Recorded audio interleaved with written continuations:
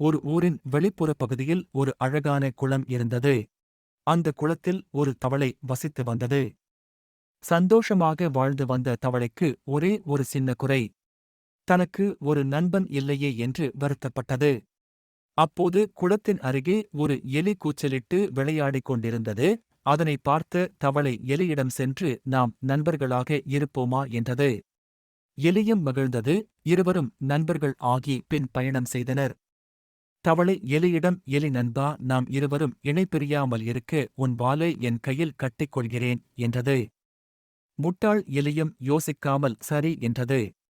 இருவரும் குளக்கரை அருகே வரும்போது தவளை தண்ணீரை பார்த்தவுடன் எலி உடனிருப்பதை மறந்து நீரில் குதித்தது. எலி தண்ணீரில் மூழ்கி பரிதாபமாக உயிரிழந்தது. தன் முட்டாள்தனத்தை எண்ணி தவளை வருந்தியது. நண்பர்களை கவனமாக தேர்ந்தெடுப்பது மிக அவசியம். இக்கதை நமக்கு நட்பின் ஆழம் மற்றும் புரிதலின் அவசியத்தை உணர்த்துகிறது. உண்மையான நட்பு எப்போதும் உதவியை வழங்கும். மேலும் இதுபோன்ற கதைகளை பார்த்து ரசிக்க நம்ம சேனலை சப்ஸ்கிரைப் பண்ணுங்க. நன்றி.